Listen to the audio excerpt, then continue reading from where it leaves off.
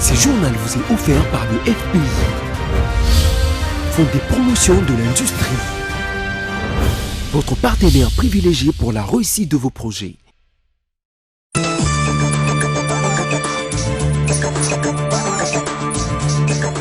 Une nouvelle session d'information, mesdames, messieurs, bienvenue à tous. Une journée de deuil national et mise de drapeau en berne. Le président de la République l'a décrété ce jeudi 18 avril à son arrivée au territoire de Kalehe, dans le sud Kivu. Félix Tshisekedi y effectue une visite de consolation auprès des victimes du naufrage intervenu lundi dernier sur le lac Kivu. Nomination du Premier ministre, l'ancien chef de l'État n'a jamais proposé le nom d'Albert Yuma à Félix Tshisekedi comme chef du premier gouvernement de l'actuel régime. Une précision de Jean-Pierre Kambila, ancien directeur de cabinet adjoint de Joseph Kabila, qui a fait comprendre qu'il n'était question que d'une fausse rumeur. Le feu des signalisations routières, de nouveau disponible sur le boulevard du 30 juin à Kinshasa, au-delà du non-respect et l'ignorance des usagers de ses principaux artères, ces panneaux lumineux aident à bien réguler la circulation et sécurisent les utilisateurs de la route. Le président de la République est arrivé ce jeudi 18 avril dans la matinée au sud Kivu pour une visite consolatrice aux victimes du naufrage d'une embarcation motorisée causant la mort de plus de 150 personnes le lundi 15 avril dernier. Les victimes venaient de la ville de Goma via le port de Kituku en se rendant à Mukwija, en territoire de Kalehe, dans la province du Sud Kivu. Félix Antoine Tshisekedi Tshilombo a déclaré une journée de deuil national et la mise de drapeau en berne à son arrivée au territoire de Kalehe, au village de Mukwija, ayant connu le plus grand nombre des personnes disparues. Rappelant qu'avant le Sud Kivu, le président Félix Tshisekedi était en visite officielle à Beni, dans le Nord Kivu, où il a échangé avec les forces vives, notamment sur l'éradication de l'épidémie à virus Ebola dans cette zone. Bientôt 3 mois depuis que Félix Antoine Tshisekedi a pris le commande de la République démocratique du Congo. Mais jusqu'à ce jour, le chef de l'État n'a toujours pas nommé un Premier ministre, alors que les tractations précédant la nomination de ce dernier butent contre tergiversation et contestation. La quasi-totalité des institutions du pays qui sont déjà sous le contrôle du Front commun pour le Congo, FCC, la plateforme chère à l'ancien président Joseph Kabila. Pour toute thérapeutique à la situation, un groupe de ex-candidats à la présidentielle de 2018, dont Marie-Josée Ifoku, Seth Kikouni, Noël Tiani et Gabriel Mokia, demandent au président de la République de nommer librement un Premier ministre qui répondra aux attentes du peuple et qui garantira les dividendes si chèrement acquises. Dans leur proposition, ils préviennent que la nouvelle configuration politique dans sa forme pyramidale n'est pas à l'avantage du FCC qui, ayant réussi à rafler presque toutes les institutions, s'est placé entre le marteau, qui est le président de la République, et l'enclume, qui se trouve être l'opposition, les nouvelles forces politiques, les mouvements citoyens, la société civile, le peuple, et ainsi de suite.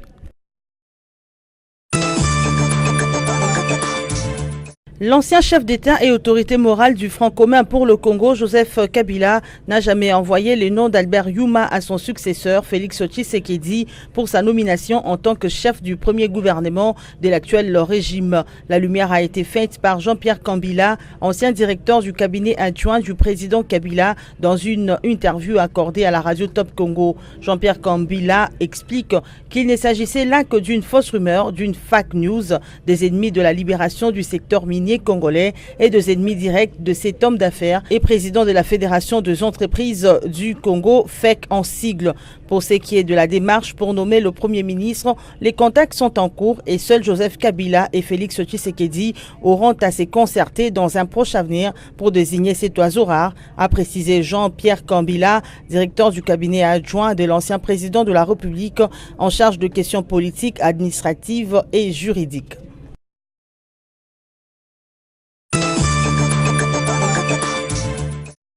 Candidate au poste de président de l'Assemblée nationale, Janine Mabunda a déposé sa candidature ce jeudi 18 avril.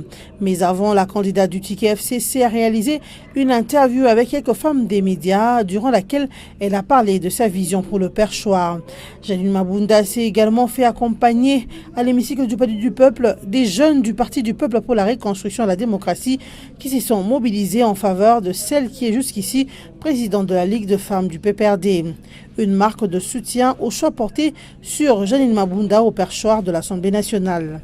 Le dépôt de la candidature de la coalition FCC à la présidence du bureau de l'Assemblée nationale coïncide avec le lancement ce même jeudi 18 avril des dépôts des candidatures à tous les postes du bureau de la Chambre basse du Parlement. À cet effet, le calendrier se présente de la manière suivante. Vendredi 19 avril, publication de la liste définitive des candidats. Du samedi 20 au lundi 22 avril se déroulera la campagne électorale et l'élection à l'installation du bureau définitif de l'Assemblée nationale interviendront le mardi 23 avril 2019.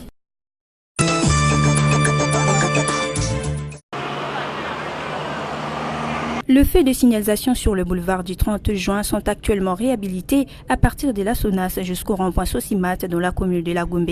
Ces feux et panneaux de signalisation facilitent la circulation routière sur cette artère de la capitale congolaise malgré le non-respect des signaux et l'ignorance du code de la route par certains conducteurs de véhicules et piétons. L'initiative des réhabilitations de ces signaux routiers qui permettent de réguler la circulation avec précision et pour plus de sécurité est saluée par les Quinois qui, selon eux, contribuent à la modernisation du pays et l'éclat de la capitale. Il faut aller partout où il y a des problèmes. Hein.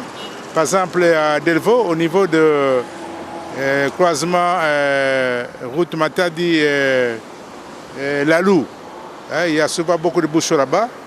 Alors si on place là aussi la signalisation, ça va soulager les piétons et les automobilistes. Et bon, je ne me limite pas là-bas, il y a d'autres endroits aussi, comme Aïpen. Et voilà, nous sommes satisfaits en voyant de telles choses. Voilà même l'évolution du pays. Quand les étrangers viennent ici, ils trouvent des choses comme ça. Il y a déjà un pas dans ce pays. Et nous sommes vraiment ravis, nous sommes satisfaits, nous sommes vraiment sûrs que ça continue de cette manière. C'est ce que nous préférons et ce que nous voulons. Au sujet de nouveaux équipements de signalisation installés sur ces tronçons, les usagers et le piéton sont appelés au respect des indications qui s'affichent sur ces dispositifs routiers. La population quinoise est appelée à se conformer aux instructions ou indications que lui donnent ces signaux routiers. On a bien parce que c'est un beau mais nécessaire faut respecter le chauffeur rouge le binini, vert le binini. Surtout to respecter c'est la bonne chose dans la République démocratique du Congo. C'est tout fait normal, ceux qui vont vert, c'est le moment pour les piétons. Mais ceux qui vont rouge, ce n'est pas le moment pour traverser.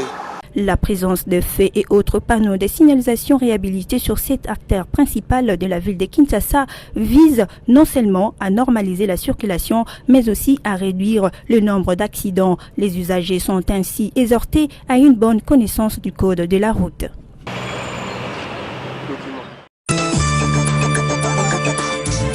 Mesdames et messieurs, il est temps de vous rappeler les principaux titres de ce journal.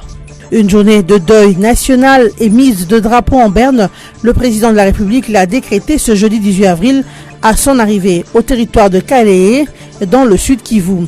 Félix Tshisekedi y effectue une visite de consolation auprès des victimes du naufrage intervenu lundi dernier sur le lac Kivu. Nomination du Premier ministre, l'ancien chef de l'État n'a jamais proposé le nom d'Albert Yuma à Félix Tshisekedi comme chef du premier gouvernement de l'actuel régime. Une précision de Jean-Pierre Kambila, ancien directeur de cabinet adjoint de Joseph Kabila, qui a fait comprendre qu'il n'était question que d'une fausse rumeur. Le feu de signalisation routière, de nouveau disponible sur le boulevard du 30 juin à Kinshasa, au-delà du non-respect et l'ignorance des usagers de ces principaux artères, ces panneaux lumineux aident à bien réguler la circulation et sécurisent les utilisateurs de la route. Fin de cette édition d'actualité. Merci à vous tous pour votre fidélité à BSC TV.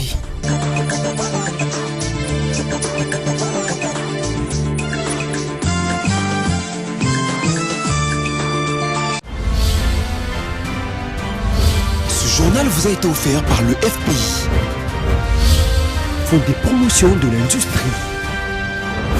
votre partenaire privilégié pour la réussite de vos projets.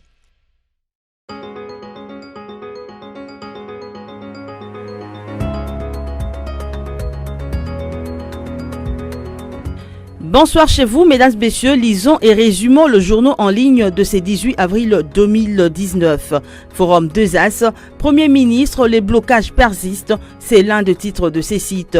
Jusqu'à ce mercredi soir, il n'y avait toujours pas de fumée blanche pour annoncer la nomination par ordonnance présidentielle du Premier ministre du premier gouvernement de la 3e législature de la 3e République. Le blocage persiste entre le FCC de Joseph Kabila et le cache de Félix Tshisekedi, toujours englué dans d'interminables pourparlers pour lever de nombreux obstacles. Dieudonné Mouenzé, porte-parole du FCC, signale que les négociations entre les deux parties sont toujours dans une impasse. À la base, indique-t-il, les refus attribués au président Tshisekedi de nommer les candidats que lui avait transmis le chef du FCC, Joseph Kabila Kabange. Les relations se sont envenimées entre les deux partenaires FCC et Cash à la suite de déclarations faites aux États-Unis par le chef de l'État, selon lequel il entendrait déboulonner le système dictatorial. Le FCC s'est senti insulté par ces propos de Félix Tshisekedi. La conséquence, c'est que depuis, les coordonnateurs du FCC, Maître Némi Mouilania, n'assiste plus aux réunions entre les deux alliés, mais s'est fait représenter à un degré inférieur. Avec ses bras de fer, la nomination du Premier ministre ne serait peut-être pas pour demain, d'autant plus que les deux forces politiques qui doivent y pourvoir regardent dans deux directions diamétralement opposées. Radio Okapi, Assemblée nationale, l'élection des membres du bureau définitif fixée au 23 avril. L'élection des membres du bureau définitif de l'Assemblée nationale est programmée pour le mardi 23 avril. Cette annonce a été faite au cours de la plénière du mercredi 17 avril au Palais du Peuple.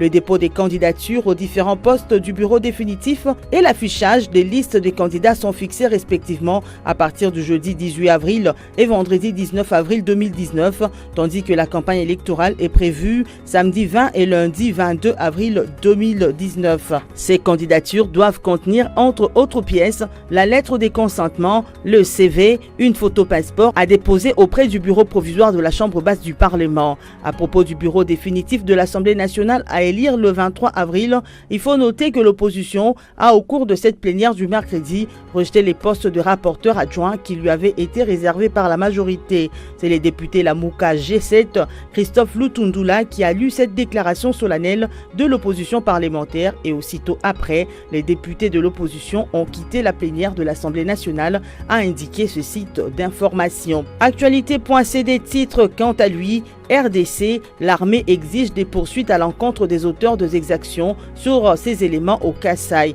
Le représentant de l'armée et de la police à l'atelier de réflexion sur la réconciliation dans l'espace Kasaï qui se tient à Kananga sous les auspices du Haut Commissariat de l'ONU aux droits de l'homme ont exigé ce mercredi 17 avril de poursuites contre tous ceux qui ont tué de militaires ou de policiers pendant l'insurrection des Kamwina Sapu dans la région du Kasaï. C'est le commissaire provincial de la police au Kasaï central, le général Fidel Kaoumba, qui a donné cette position en réaction aux dénonciations de représentants de la société civile sur l'impunité des forces de sécurité accusées d'exactions contre les civils. C'est le commissaire provincial de la police du Kasaï central, le général Fidel Kaoumba, qui a donné cette position en réaction aux dénonciations des représentants de la société civile sur l'impunité des forces de sécurité